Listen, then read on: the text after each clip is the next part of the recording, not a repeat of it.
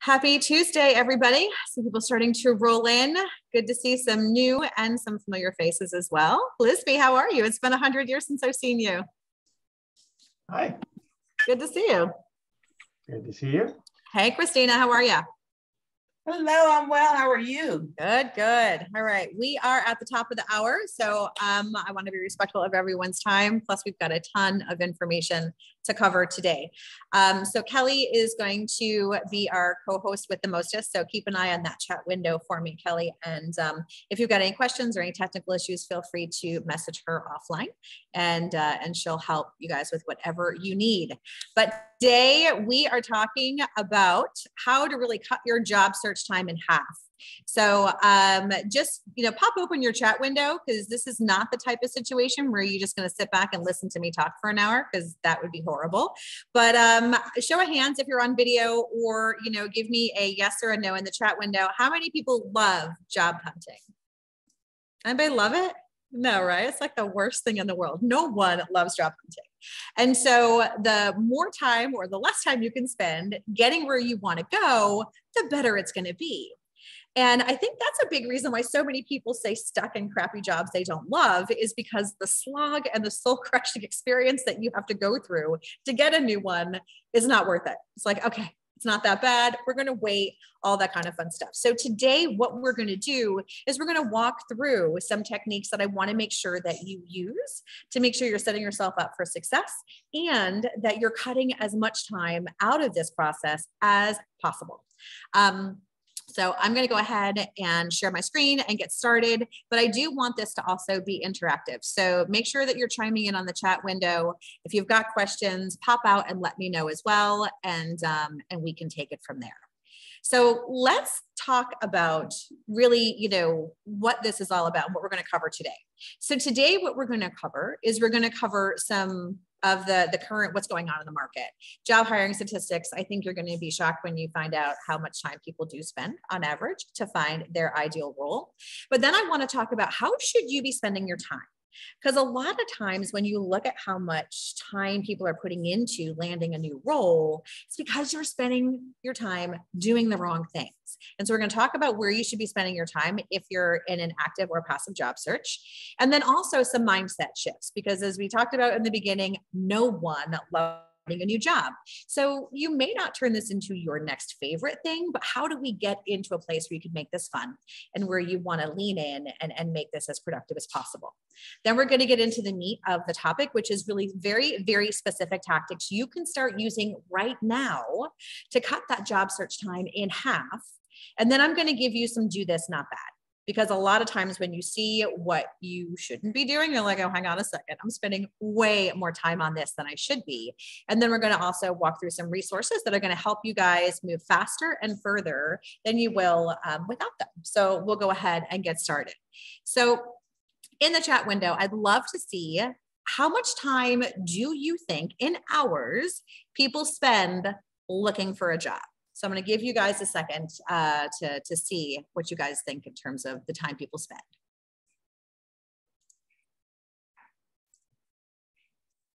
All right, Kelly, I'm having a hard time seeing the chat window, so you may have to fill me in terms of what people are doing or what they're saying. Sure. 20 hours a week, 20 to 25. Okay. All right. All right, so let's talk about how much time it takes to land a job. Based on some studies that have been done by Indeed, on average, it takes people 650 hours in total to land a job. And here's how things shake out. So from the minute you start applying to the time you get your job offer, it's taking the average person 5 to 6 months to get through that process. It's taking on average 2 to 3 weeks to receive an application response, if you're lucky, right? Most of us don't get a response at all. And then, 3 to 5 weeks to slog through the interview process, another 2 to 4 weeks to get through all the negotiations and all the, the things that you needed to get started. And then, another 2 to 4 weeks for a start date. So this blew my mind when I was reading this off of Indeed, which is what prompted us to really host this event today. Because if the average person is really spending this much time from the minute they think they want a new role to the minute they walk in the door for the first time. That is just soul crushing. And that just breaks my heart. And I don't want to see anybody have to go through this level of pain or, effort, which is not necessary. So out of these things, right? So when we talk about how to spend your time, and the things that we do in our job search, we plan, we figure out, okay, what's our strategy and how are we going to attack this? We actually do searching in terms of doing research and looking at job postings. We research companies, we do our networking, we apply for roles, and then hopefully we are keeping track of what we're doing because we've got a lot going on. So with that in mind, my question is, which one of these things do you spend the most time doing? So in that chat window, just throw me, where are you spending the majority of your time?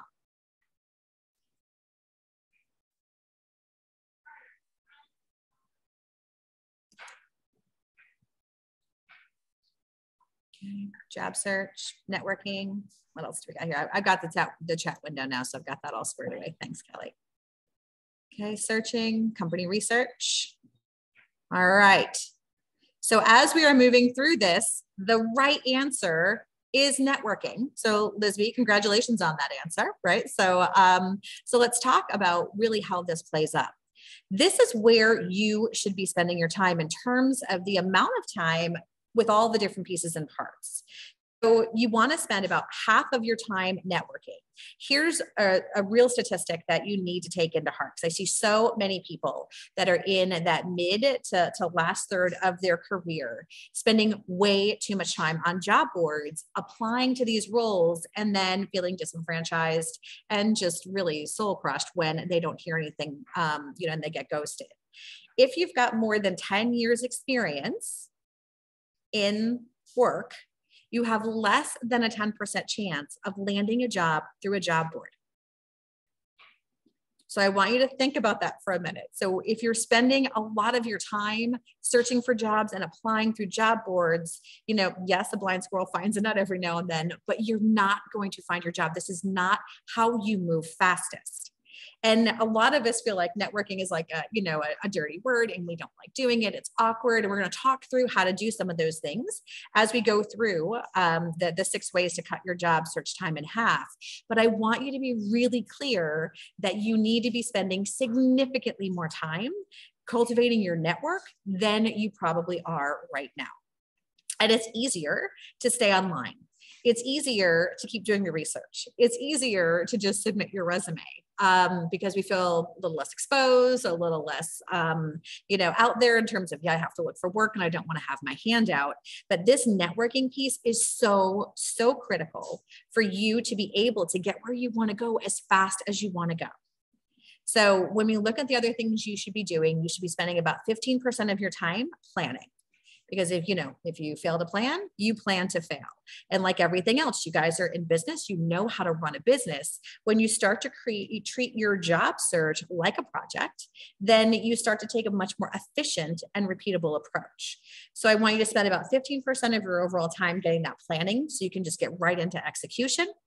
And then you spend about 10% of your time doing the company research, using the job search and those job boards as data, not your end all be all. And then obviously the application process and keeping track of what you're doing. So we're going to talk through a lot of these as we go through our conversation today. But I really wanted to make sure that if you leave with nothing else today, that you need to be doing significantly more networking than you probably are at the moment. So in this, when you look at this, how comfortable do you guys feel to network? So in that chat window, give me a 5 if this is something that you can do morning, noon, and night and love it. And give me a 1 if you'd rather get a roof now than fire up your network. So where are you guys in terms of loving to work your network? See some 1s, some 2s, some 3s. I'm not seeing anybody with a 5 yet, right? Because it's just not fun. But yet, when you finally do that, when you finally reach out to that person that you like, I really should talk to this person, 9 times out of 10, you're going to get that response of, oh my God, it's so good to hear from you. And they're like, why did I wait 6 months before I did this? So I'm going to give you some tactics to be able to lean into this a little bit more confidently and know that as you build your plan, this is just stuff that you're going to be crossing off your to-do list as you move forward. So let's talk about mindset, because looking for a new role can absolutely, be something that just takes us all off of our game. And so you are going to make this either painful or not, just based on how you're looking at this. And so when you look at it in the terms of, oh, I got to do this, I don't want to do this, all that kind of fun stuff, then that's going to be your reality. But if you look at this like, you know what, I've got some really kick-ass talent, and I've got a lot of mad skills, and I've got a lot of passion, and I've got a lot of impact that I still want to make. And now I want to find somebody that's actually going to appreciate this, that's going to need it, that's going to make me feel valued, that's going to compensate me for what I'm worth. I'm going to be able to feel like I'm there doing things that make an impact and that matter. Because most of us leave roles because we just really feel like we're not able to make the impact that we want to be able to make. And so when you turn it from, I've got to put my hand out and, I want a job, versus I've got a lot of skills that I can bring to the table to help companies grow and be better. And you're almost doing people a disservice by not letting them know that you're available, then that starts to change how you show up. When you show up like an expert, like you're in high demand in the work that you're doing, then that's going to start to get people's attention. The other thing that I think really that takes people off their game in terms of mindset is feeling like so much of this is out of your control. You can't control, how long it takes for a recruiter to get back to you. You can't control getting ghosted, for the 700th time. You can't control all of these things, in terms of, the job closing or, all those types of things. But there are so many things that you absolutely are in control over. And when you start to focus on the things that you can control versus feeling either disenfranchised or like a victim for the stuff that's out of your control, then you show up with more optimism. Then you show up with more purpose. And so I want you to realize that there are things that you're not able to control, leave them be. There's not going to do you any good to think about it. But the things that you can control, if you really focus on that, and if you really do the things that you need to in earnest, then you're going to get the results that you want. The third thing I want you to think about is to realize that you have absolutely everything that you need to be successful because you've been successful up to this point. And I think when we're looking for a new role, there's either one or two things that happen. Either, a job has ended and now we're in between roles. And so that definitely takes a hit on our confidence, or we just feel like we've kind of lost our mojo a little bit and we're not at the top of our game. Very few people actually look for jobs when things are going great. It just doesn't normally happen. That's when jobs find you. And so when you go back to all the points in time in your career that you had those rock star moments, when you go back to those moments where, you were applying for a new job or you were getting recruited for a new role and everything came into place, that's where I want you to be in terms of that mindset again, to realize that this is temporary. You have everything at your disposal to be successful today, and make sure that you're using all of the things that have worked for you in the past to continue to produce those successful results for you as you move forward onto this next opportunity that you're looking for. And then the last thing I want you to really think about is, you get out of this what you put in. And I find that most of my clients are mid to senior level leaders that are, in the last third of their career. And when it comes to job searching, they're just kind of all over the place. It's like, I dab a little bit here, maybe I'll have a phone call, I'll, just kind of dive in and out of this based on energy level, available time, and those types of things. And that's the worst thing to do. Because if you ran your business like that, if you ran a project like that, that you would be destined to fail. And so when you start to think about your job search as a critical business project, as a, P0 effort that needs to get done and you're going to take the hill, then you start to show up like that leader that you're known for. You start to show up differently. And when you put that effort in, that return on investment is going to be significant. So in terms of mindset, I want you guys to, to pop open that chat window again. Is it 1, 2, 3, or 4 that you feel that you struggle with the most? So which one of these really, slow you down in terms of your overall job search?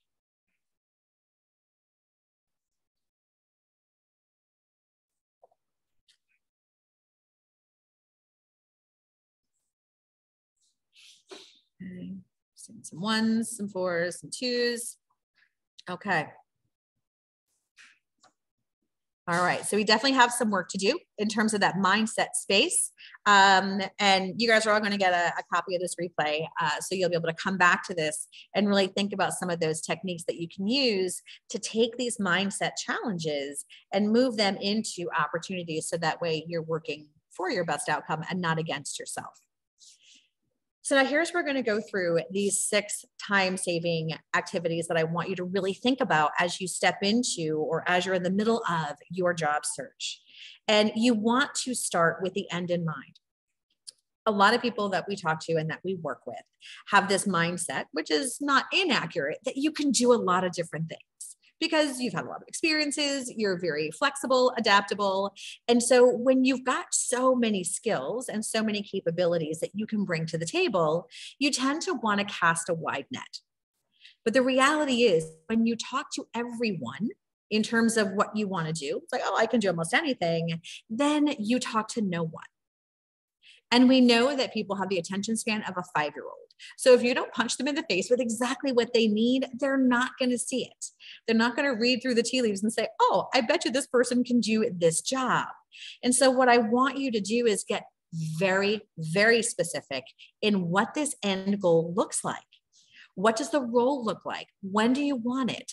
Exactly, how does this look in terms of, is it remote? Is it a lot of travel? Is it in the office? Is it managing a lot of people? Is it an individual contributor?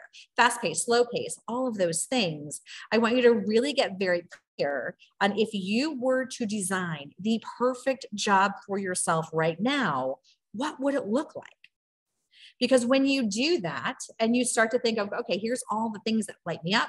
These are the things that I would be excited and energized to do. And you know when you want it and how you want to get there and how you want it to feel once you do get there, then you're able to build your plan. But when you continue to focus on a little bit here, a little bit there, and scattered, then that's going to be your approach. And that is not going to net you the results that you need. And again, when you have that project mindset, when you're delivering something, it's not like, oh, well, if we get kind of close to this, we'll be fine, right? It's like, no, here's the deliverables. Here's what we're doing. Here's what here's the steps we're taking to get there and what we expect to see when we're done in terms of the return on investment. So I want you to really start to, if you haven't already, get very, very clear on all of the things that are involved in your perfect job. So in that chat window, just give me a yes or no. Do you guys feel that you have that end goal in mind and that you're really, really clear on what success looks like when you're done with this job search? So just give me a yes or no in the chat window for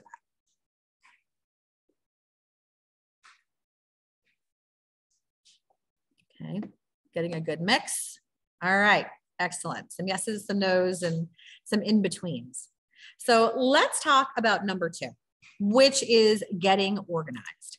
A lot, this is not something that we do on a regular basis, right? We don't look for jobs every single day of our career. So it may be very counterintuitive to really figure out, I need to get myself organized on this. And what I mean by that is having a couple versions of your resume, right? Having a couple versions of cover letters, your bio, all of those professional documents, having your LinkedIn profile really organized the way you want it to. Making sure that you have your network list. If you were in a sales role and you had your prospect list, that would be in a CRM of some sort. Or, so you want to make sure that in terms of organization that you've got all the people that you need to network with, because we talked about already that half of your time should be spent doing that. Well, who are the people that you're reaching out to? And what is it that you expect to be able to get from them and to give in return? In terms of organization, do the research. What are those keywords that are going to be critical for you to show up to start to get recruiters to come to you? And the way you can start to do that is just by really searching through, the job boards, because you're not going to post, you're going to use it for research and pull out some of those job descriptions of your ideal role. And there are so many free tools online where you can take these job descriptions, you can shove them into this app, and then it tells you all the keywords that you need to make sure that you're focused on. And so make sure that you're really organized around that. And if you're looking for, one or two roles that might be a little bit different, then make sure that you've got versions of both. So you really know what those technology triggers are going to be in terms of getting the AI to find you and to put you in the accept pile, not the reject pile.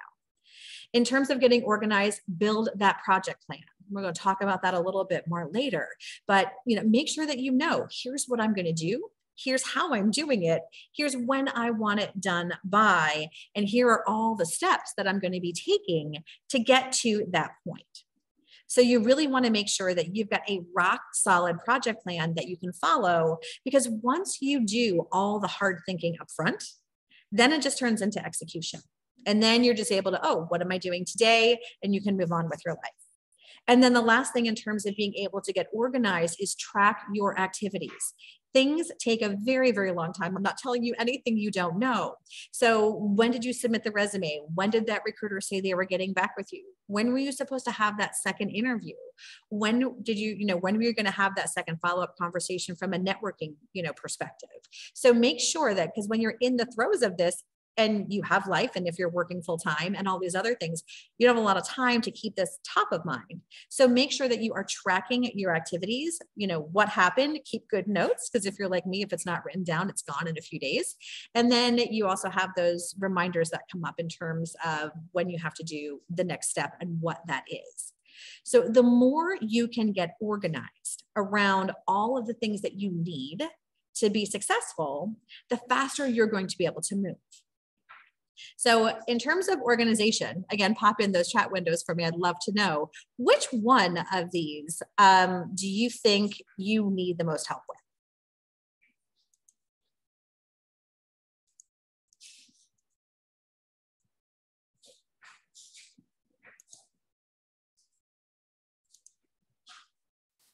All right. Activity tracker, network list, okay. All right, so it seems like in terms of that networking list and okay, so we're seeing a little bit of everything coming in. Network, project plan. Okay, excellent. So all of these are important. I think all of these as well are things that we're familiar with using in terms of our business lives. So now we just need to make sure that we're using them in terms of our personal lives and trying to find that next role. The number 3 thing that I want you to think about in terms of saving time is creating templates. I am telling you, this is golden when you get it right. When you look at job applications, they all want the same crap. And unfortunately, sending your resume in isn't usually enough, right? They want you to fill out another stupid form or whatever the case may be. Or they're going to ask you questions, or they're going to want references, or they're going to want all of these different things. So making sure that you have all of this information exactly the way you want it in terms of the words you use, the keywords that you put in there, the messages that you're trying to convey. Just make sure you get that in a way that you're comfortable with and that you like, and then make sure you just cut and paste. So that's going to cut your time significantly as you're going through the slog of all the technology. So make sure for all of these different components, they're all the same, that you're able to just have that, at your fingertips, cut and paste and be ready to go. In terms of your follow-up emails, I don't know about you, but I will sit there and stare at a blank email screen and be like, I don't know what to say. And it's really hard to come up with things that are clever and are memorable and all of that kind of fun stuff. And these are follow-up emails to networking conversations, to job interviews, to informational interviews, whatever you happen to be doing. And so while you're at your best and while you're feeling creative, come up with these follow-up email templates. And you're always going to want to customize them to some extent, but 80% of this can be the same for everyone. And so think about the different scenarios, the different things that are in play for you during your search, and build these templates. Because then it's cut, paste, add a little bit of personalization, and boom, you're done. And something that would normally take you 20 minutes to sit down and get done is now done in 2.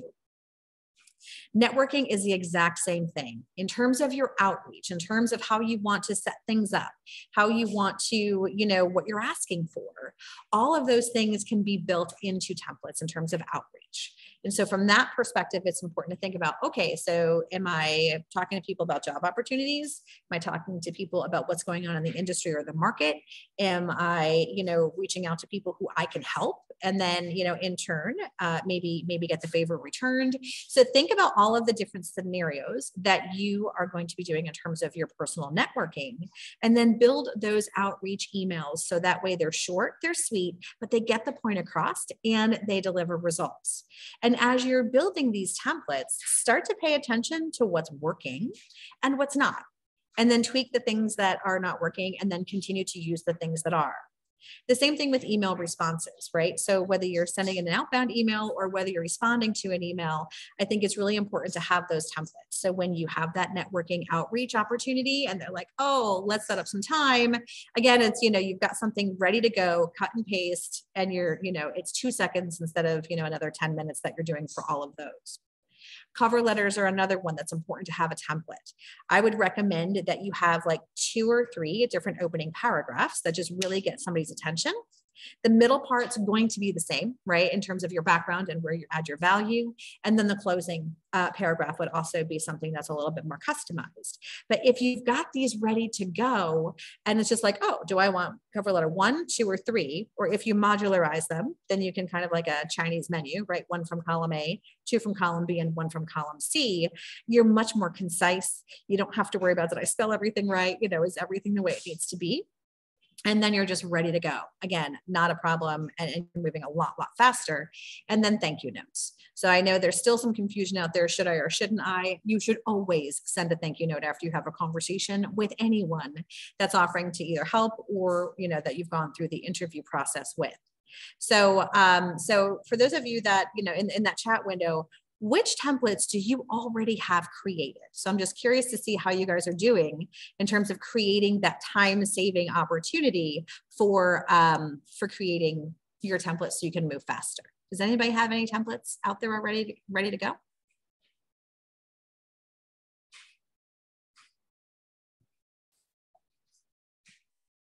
All right, that's awesome, Mark. I love that because it is all the same stuff. Okay, great. Some cover letters, everything. Oh, Susan's an overachiever as usual, right? So that's awesome.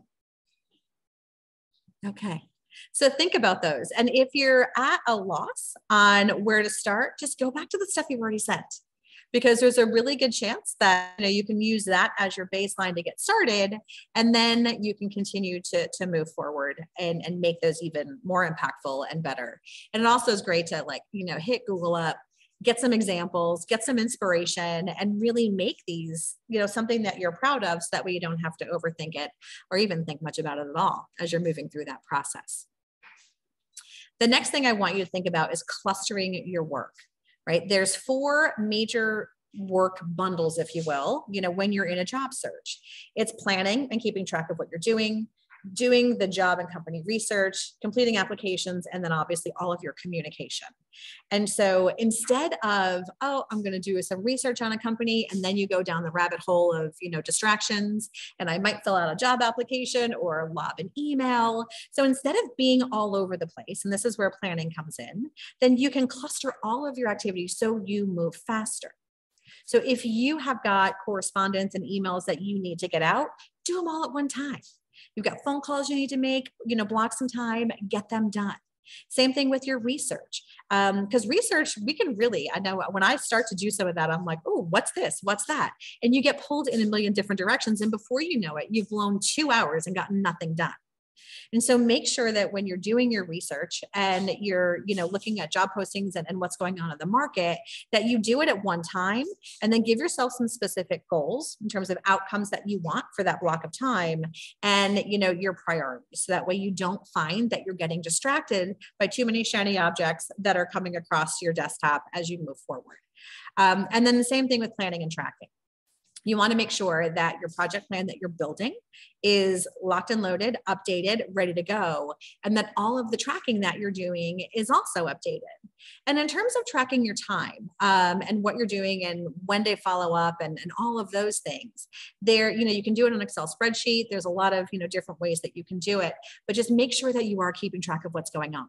because eventually you're going to have too much happening and you're like, all right, not really sure which way to go here. And then ultimately, you know, when you're able to cluster these things, you're going to understand when the best times are for all of them. So some of them you're going to want to do when you're at your best, in terms of, you know, company research, applying for roles, you know, doing that outreach. You're going to want to make sure that you're at a point in time where you're at your best, so that way you're showing up big. Other things you're going to want to pay attention to: when is it most effective based on other people's schedule and based on timing. So those types of things I want you to think about as well, in terms of how do you cluster your work and schedule your work to a point where it's effective for you, and it's getting you the results that you want. And then the fifth thing I want you to think about is to double down on automation, because the more you have done for you, the less you have to think and the less time you have to spend. So set those job posting alerts, not only on LinkedIn, but on company job boards that you might be interested in, on, you know, on discussion boards and all that kind of fun stuff. So I want you to be able to set those triggers to say, oh, hang on a second, something is coming through. Now, we all know that that's not perfect, but it does cut down on a lot of time when you start to really feed the beast in terms of what types of roles are you most interested in. And then obviously the LinkedIn notifications are another big piece that you can automate. So if there's a particular person in your network that you're trying to get a hold of, or that you want to have a meaningful conversation, you can set alerts to say, tell me when this person posts. When a company that you're interested in, you know, posts an update, or, you know, has something that they're talking about, whether it's a job or not, again, those are alerts that you can get. You know, make sure you're setting up your news alerts so you can stay up to date on what you care about, your follow-up notifications. One of the things that I love to recommend is, you know, there's a few very, you know, free forever, you know, CRMs that are out there. I love to use HubSpot. And so you can put all of your contacts in HubSpot. It's forever free. And that way you can keep track of your conversations. You can, you know, set the alarm to when you're supposed to have a follow-up, and you never have to think about it again. And so this way you're not trolling through spreadsheets trying to figure out what you're supposed to be doing. You just get a pretty little email every day that says, oh, here's all the things you're supposed to do. And then you can take action. In terms of automating that project plan. So you want to really think about, you know, how can you set that up to where it is really working for you?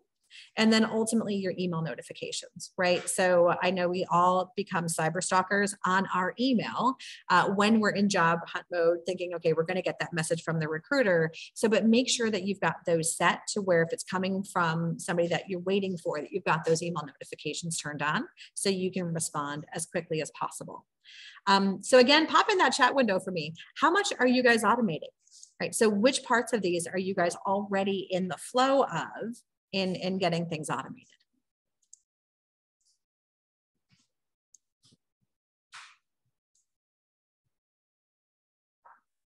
Got some alerts. Okay. Anything else? Any other automation? Looks like we've got some opportunity for automation here, which is going to save you guys a ton of time. Okay.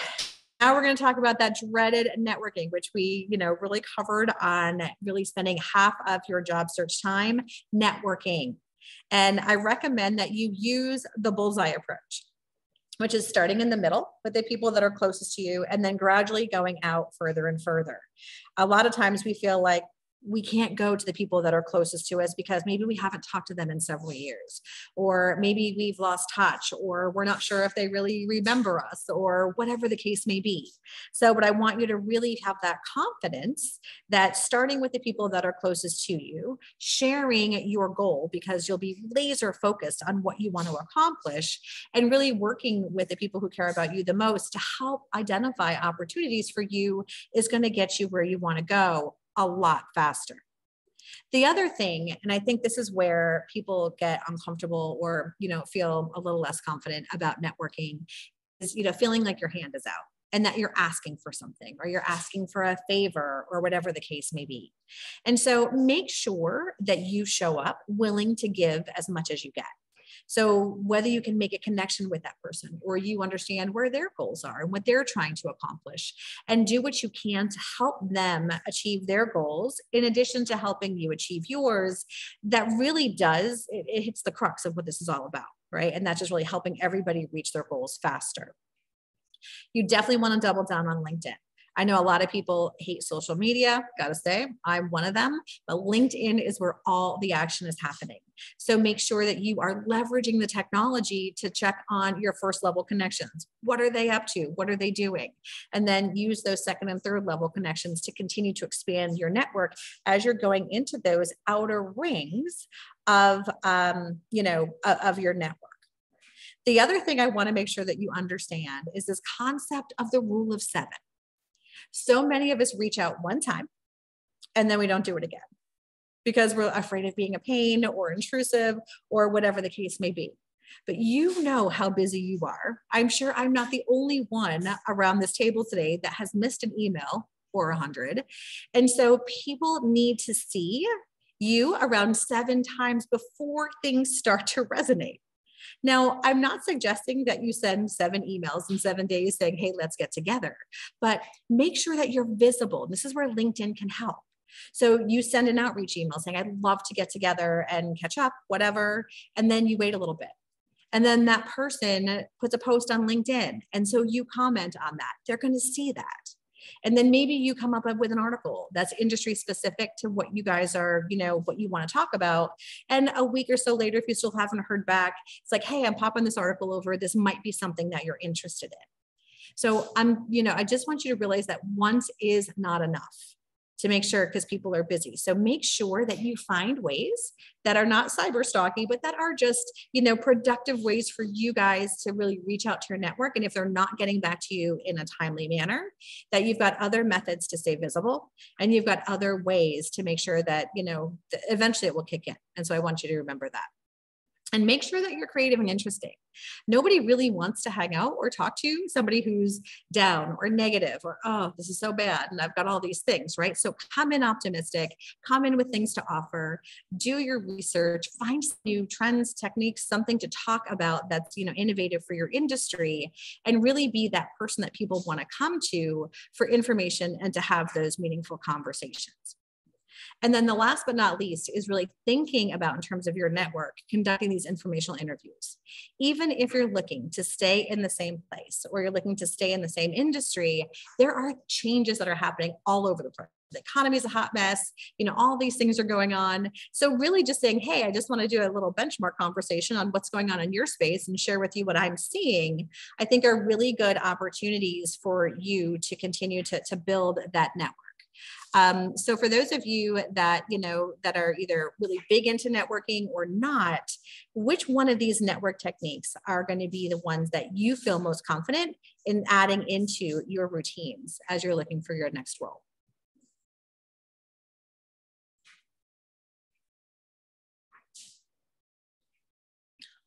All of them. All right. Anybody else? Double down on LinkedIn. Great. Okay. So these all are interesting techniques that you can use to make sure that you're staying visible, present, top of mind, and just in the mix. Because even if they don't have anything to offer today in terms of an opportunity, these are the things that are really going to help you move forward to land that next role. The last thing I want to talk about is what you should and should not be doing, right? So you should be networking heavily. You should be practicing self-care. This is a really weird headspace that people get into in terms of job searching. So give yourself a break and just make sure that you're focused on the self-care practices that work best for you. Make it fun and take risks. There are so many times where you quit before you start. It's like, oh, that's never going to work, or I'll never qualify for that, or this person's not going to call me back, or what could I possibly have to offer? And so don't quit before you start and take those risks and put yourself out there. You'll be surprised what you get back. And then last but not least, trust your instincts, because your gut instincts are there for a reason. So as you're having conversations, exploring opportunities, going out there to do the things that you want to do, make sure that you trust your instincts, because they're telling you something that you need to lean into. And as we talked about before, do not rely too heavily on job boards. They're a great source of research, but that's not where you are going to land your job. Do not spend all your time job hunting. It will drive you nuts. So give yourself a 2-hour window in the morning, a 2-hour window in the afternoon, and leave it be. With that is, if a recruiter calls for an interview and you do not have a sub-second response time, they're still going to want to interview you. So make sure that you're not, thinking about it all the time, because it's just going to be soul crushing. You definitely don't want to do that. Do not compromise too soon. A lot of times when things don't work as fast as we think we want them to, we're immediately willing to make concessions. Well, maybe I'll take a step down. Maybe I'll, apply for a job that offers less compensation. Maybe I'll give up on the things that are important to me. The market, despite what's going on in the economy, the hiring market is still very, very strong. There is no reason to compromise too soon. So make sure you get a few no's first before you actually say, maybe I need to reset that bar. And then again, let's not obsess over this, right? It can feel all consuming when you're looking for a new role, especially if you're not currently working, but really make sure that you've got that balance, because when you spend too much time thinking about it, you show up differently. You don't show up as that high confident, person who like, oh, we need them on their team.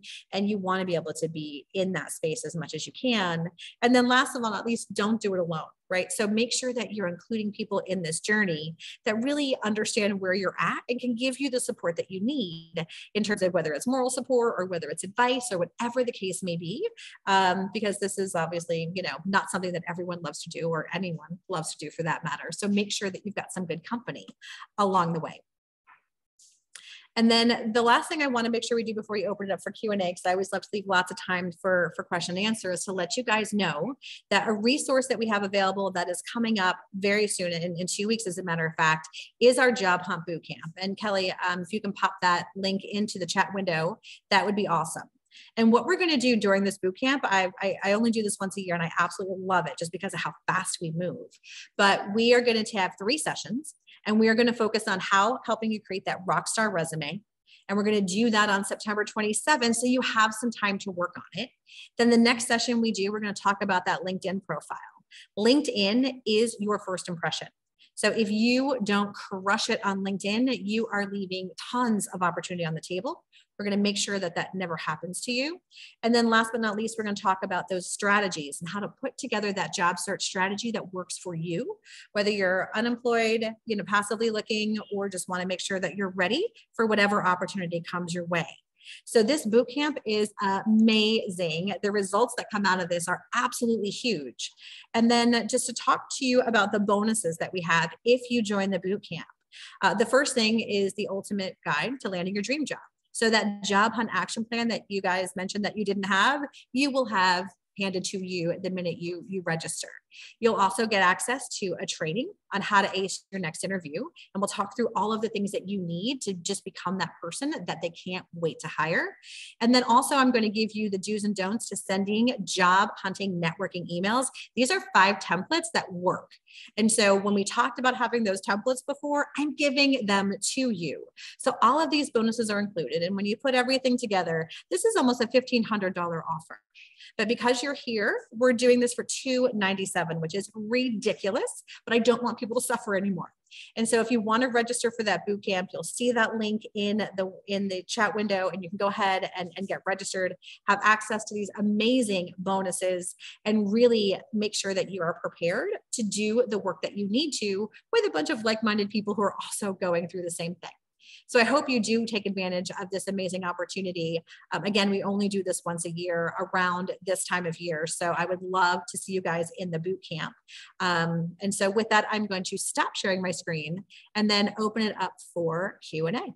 So I know I've seen some people pop in since we've started, but what questions do you guys have for me? So Tammy, Michael asked a question in regards to the thank you notes. Do you recommend them to be handwritten or emailed? If you have their address, I think handwritten is the best idea. Because again, you want to stand out. Email gets lost, spam, whatever. A lot of times you don't have access to their address, so you can't do that. But if you can handwrite it, I think that's great. But if not, at the very least, email. Now, if you want to level up your game and do something that will definitely make you stand out, but I haven't found anybody brave enough to do on the regular, is you can send them a video message through LinkedIn Messenger. And so what a great way to recap a conversation just by on your cell phone, a 2-minute message saying, it was great meeting you. I loved these parts of our conversation. Can't wait to hear back, or whatever that thing is. So if you want to really level up and modernize your game, then doing video messages on LinkedIn is a great way to do that.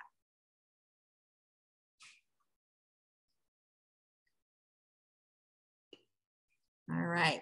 So feel free to pop any other questions in the chat window or come off of mute, and happy to answer as well. You're welcome, Michael. I'm curious, are you gonna be able to do that? Are you confident doing a video thank you? I wouldn't mind doing a video thank you at all, or in writing. I guess a lot of this stuff where you were talking about having templates and whatever, I guess I never really thought about that. I feel like if I was going to write a follow-up letter, it would be customized to that conversation. So that's something I guess I need to reflect on, is trying to make some of this process a little easier. Yeah. And I think, because 80% of your outreach can be the same, based on the type. So whether it's an initial outreach, whether it's a follow-up, whether it's, a thank you, you always want to put some level of customization to refer to the conversation, but there's just so much of this that is just lather, rinse, repeat that you can really take advantage of in terms of saving some time. Sounds good. Yeah, great. Hey, Tammy, I have a question for you. Sure. You mentioned that we shouldn't try to do this alone. What are your thoughts about an accountability partner? I love accountability partners, and I highly recommend an accountability partner that's not a partner or wife or husband, right? So, those are already built in. I think having a peer that you respect, that gets you, that loves you enough to call BS when they need to, or just to give you that motivation, somebody who knows whether you need a kick in the butt or a hug. Right. And I think that, doing that outside the family unit is always helpful in terms of just having that person that you can go to and get that feedback that you're looking for. So I love the concept of an accountability partner. In the Career Winner Circle, when we do our group coaching events and within that community, that's built in, right? In terms of people who are going through the experience themselves are automatically with people that are just like them. It's like, oh, it's not just me. Okay. Maybe there is some comfort in knowing that I'm not the only one going through this out there. But I think an accountability partner is a great idea, Christina. Thanks. Great question. Any other questions? So I'd be curious to, for those of you who are able to either, come off of mute, you don't have to show your video if you don't want to, but which parts of this are going to be things that you can take action on today? Like what's the one or two things that came through? It's like, oh, hang on a second. That's something new I want to start doing right away. Does anything resonate for anyone? Hi, this is Terry. How are you? Hey, Terry, good. I think actually the automation keyed in, right? It triggered me a little. And being able to tie in an app where I can kind of just put that stuff in and not even think about it, especially after I standardize a bit of things, right? That will be very helpful. Okay, good. I love that. I think I'd say the same, the automation for it, I guess the templates. Unfortunately, I don't use Zoom very often, so Christina Bolden was getting all of my messages apparently. I since figured that out. I responded to everything to her, so maybe figure out Zoom. But yeah, one of the comments I made was I get entirely too many LinkedIn alerts. So I've got to get that figured out because it just becomes stuff. I don't even look at it now. Sometimes I just delete them because there's just too many of them. So I think brushing up on some of that would help. Yeah, absolutely. And LinkedIn is a blessing and a curse, right? So the opportunity to see what's going on and really, understand that, who's connected to who and how you can leverage that is really where the power is. But I think so many people get stuck on what I call a vanity metric in terms of, oh, I've got 4,000 connections. So, but if 3,998 can't pick you out of a crowd of one, then that's really not going to do you any good. And so LinkedIn is good up to a point, but then human nature, and that human connection has got to come into play. And sadly, there's a lot of automation, right? So people trying to sell stuff and, you know, automating and impersonal. So be careful and be aware. But I think just in terms of the things that you can do to do your research, to understand what's going on, follow some company pages, you know, some of the other things. And, you know, I'll give you a little pro tip, you know, but Michael, you should definitely pop into the boot camp to learn more. But there are triggers that you can set, alerts you can set on LinkedIn that really just feed you the stuff that you care about. And everything else just kind of falls into the background. And so, you know, we show you how to do that, but also, you know, how to position yourself to show up on LinkedIn so people are coming to you. So you're not always the one doing the outreach, but more importantly, not just people coming to you, but the right people coming. And so I think, you know, LinkedIn is a really strong tool to leverage regardless of how much you do or don't like social. Christina was definitely I hate all things social media. So she's a bit of a convert, you know, but I think it is just important to know how to leverage that tool as a support mechanism to really doing the meaningful work in terms of that personal outreach. So.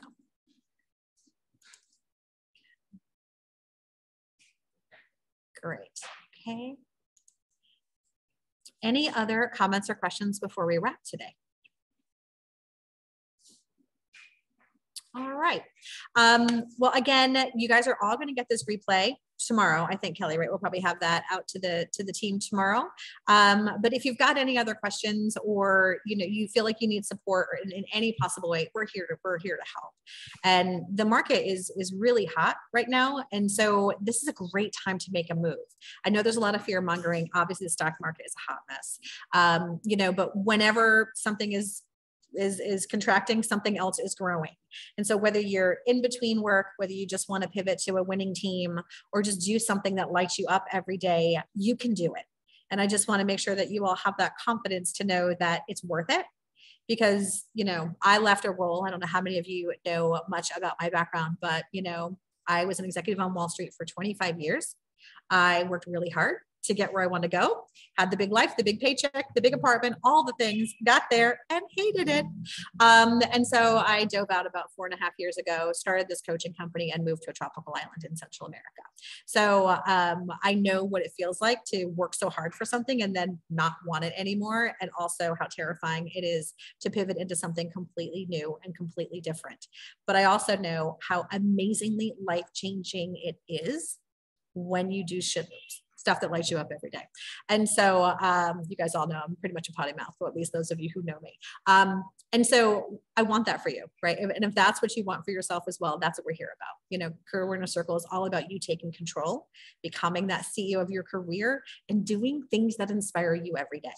And it is possible. It's not a pipe dream. And so many people are living proof of that. So if you need anything, we are absolutely here. And I hope to see you guys all in the Job Hunt Bootcamp. And if not, then, you know, definitely message me. You guys are going to get a quick survey at the end of this. I really am curious to see how you guys felt the value of the conversation was. Some of this is new, some of it's not. So I'd love to get your feedback and hope to see you guys all at a future event. So thanks again for your time. And it was great seeing everybody today. Thanks.